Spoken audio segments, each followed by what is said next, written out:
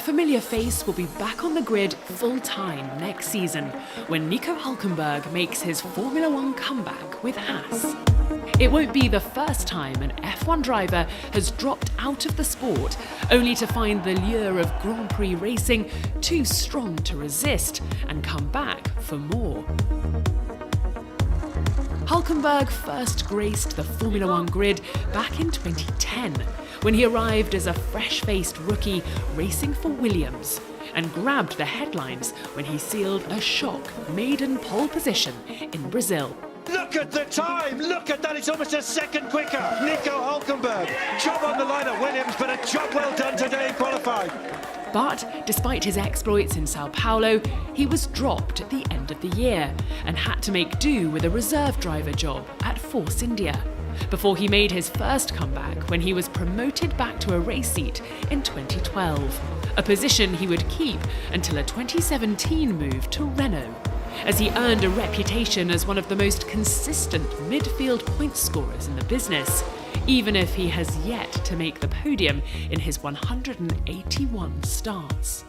But with Renault signing up Esteban Ocon for 2020, the Hulk found himself out of a drive once again, before becoming F1's go-to super sub, stepping in to drive for Racing Point twice in 2020 and covering 2 races for COVID-hit Sebastian Vettel at Aston Martin in 2022. But next season he'll be back on the grid with Haas.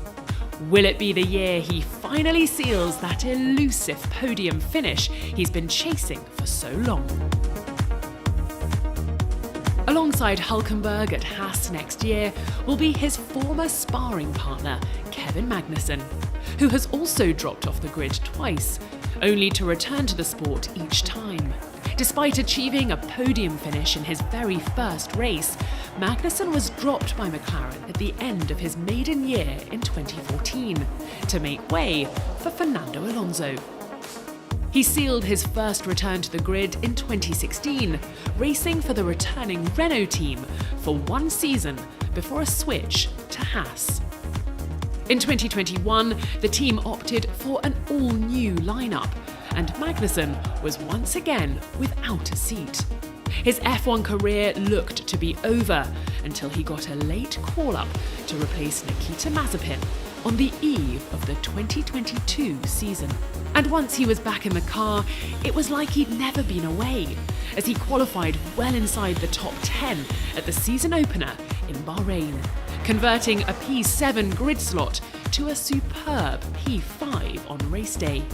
But Magnussen was saving the best till the end of the season, when he nailed his lap in a rain and red flag affected qualifying session in Sao Paulo. That's a great lap from Kevin Magnussen. You're P1, mate. You're kidding. To seal his and Haas's first ever pole position. But not every driver is able to add to their legacy on their second spell in the sport, even if they're a world champion. Alan Jones made his name as a tough, straight-talking and super quick driver in the late 1970s, when he hooked up with a Williams team that was the coming force in Grand Prix racing, and took 5 wins in 1980 to win the championship. 2 more wins followed in 1981, but at the end of the year, missing the Australian sunshine and ready to go home, Jones abruptly retired. But F1 is an addictive sport, and he was tempted back for a one-off race in 1983 for Arrows, before sealing a full-time return in 1985 with Team Haas. Alas, the car was neither quick nor reliable, and 2 points finishes and a staggering 14 DNFs were all he had to show for his second stint before he hung up his helmet for good. Nigel Mansell famously won his F1 World Championship title with Williams in 1992, then immediately left to race in America, securing the IndyCar title at the first time of asking. But like so many before him, F1's call proved too alluring to resist, and after Ayrton Senna was tragically killed in 1994, Mansell answered a plea for help from his old team Williams, returning for 4 races that year.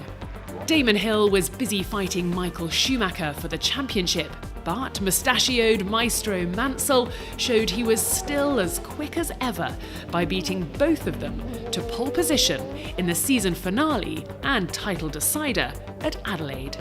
And when the title rivals collided on race day, out goes Schumacher!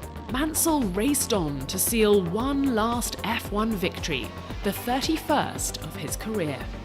He was fully expecting to add to that tally, but when Williams decided to give the seat to David Coulthard, Mansell embarked on what would be an ill-fated partnership with McLaren for 1995. Things didn't start well when he couldn't fit into the car and had to sit out the first 2 races of the season. And it didn't get much better when he did get in the car, with a P10 at Imola and a DNF in Spain, his only results before he decided to call it quits. Robert Kubica's F1 comeback story is surely the most heroic in our rundown, given the obstacles he faced to make it back onto the grid. The Polish driver was one of the most highly rated talents of his generation, and even mounted a surprise title challenge in 2008 after taking his maiden win in Canada. Kubica wasn't the only one expecting that victory to be the first of many, but as it turned out, it would be the high point of his Formula One career. He was being lined up for a Ferrari move when a horrific crash in an off-season rally in 2011 left him with extensive injuries that saw him hospitalised for 3 months and out of racing altogether for almost 2 years. Others might have hung up their helmet after such a blow, but Kubica was determined to race again, and amazingly, he returned to rallying at the tail end of 2013. And in 2017, he was back in an F1 cockpit to see if he could still physically drive a single-seater. Williams were sufficiently convinced, and in 2019, they handed him a race seat. Incredibly, Robert Kubica was back in F1. The car was not one of Williams' best, but he still registered a points finish at Hockenheim and later stood in for the COVID-hit Kimi Raikkonen for 2 races at Alfa Romeo in 2021. Kubica was once tipped as a future world champion, and while fate decreed that didn't happen, his battle back from shocking injuries to race again in F1 proved the Pole had as much guts, determination, and drive as any of those who did win F1's ultimate prize. Michael Schumacher smashed almost every record there was in his trophy-laden 16-year spell with Benetton and Ferrari. He was a winner, but perhaps even more than that, he was a competitor. And it was that competitive urge that tempted the German out of retirement to return to the sport in 2010 after 3 years away, to spearhead Mercedes' new team. His comeback had the romantics dreaming of a fairy tale return for Schumacher, with race wins and perhaps even an 8th championship surely a possibility. Sadly for him, Mercedes weren't yet ready to challenge at the very front. There were flashes of the old magic, a podium at Valencia and a scintillating qualifying lap at Monaco that would have put him on pole but for a grid penalty. After 3 seasons, Schumacher retired again, just 2 years before the German team became the dominant force in the sport. After the checkered flag fell at the 2018 season finale, Fernando Alonso signed off from his first spell in F1. It had been a fine career for the Spaniard, who ran his debut season with Minardi in 2001, before sitting out the following year.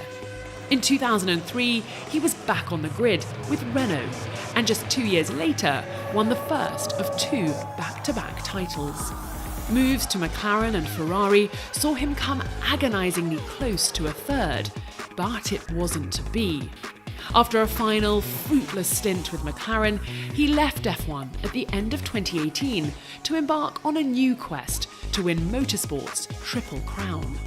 2 Le Mans victories were duly secured, but the Indy 500 win remained out of reach, And then, in 2020, Daniel Ricciardo decided to quit Renault to sign for McLaren. Alonso's old team suddenly had a vacancy for a top-line driver and persuaded the Spaniard to return to F1 after 2 years away. This time, he didn't have a car to fight for wins and managed just one podium. Fernando Alonso back on the podium in Formula One. But the competitive fire seems to burn as fiercely as ever in Alonso, despite his status as the oldest driver on the grid. Kimi Raikkonen was a Finnish phenomenon when he came out of nowhere to sign for Peter Sauber's team in 2001, but immediately showed he had what it took by scoring points in his very first race in Melbourne. He won the World Championship with Ferrari in 2007 and spent 2 more years with the Scuderia before deciding to indulge his love of rallying. But then, after 2 years away, his appetite for track racing was back, and so was he. Now, racing in the black and gold of Lotus, there were podiums in 2012, and then, one glorious night in Abu Dhabi, he uttered the immortal line. Just leave me alone, I know what to do. He did indeed know what to do, and raced on to victory, his first since the 2009 Belgian Grand Prix. He followed that up by winning again in the season opener the following year, and a string of further podiums earned him an unlikely move back to Ferrari. There was one more win at the 2018 US Grand Prix. Thank you. Finally. Before a 3-year spell back at his first team, now racing as Alfa Romeo, brought Kimi's F1 career full circle. And in 2021, the Iceman slipped off into retirement for good. Only 2 Formula One drivers have achieved the ultimate goal of winning the World Championship after making a comeback, and the first to do so was Niki Lauda. After winning 2 titles with Ferrari, Lauda moved to Brabham in 1978. But the following year, he dramatically walked away from the sport after pulling into the pits during practice for the Canadian Grand Prix and telling team boss Bernie Ecclestone that he had no desire to, in his own words, continue the silliness of driving around in circles. He left Formula One and went off to run his own airline.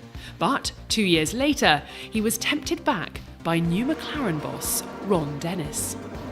Some sponsors were said to be unconvinced that Lauda could still cut it at the top, but he soon silenced his doubters by winning his 3rd race back at Long Beach.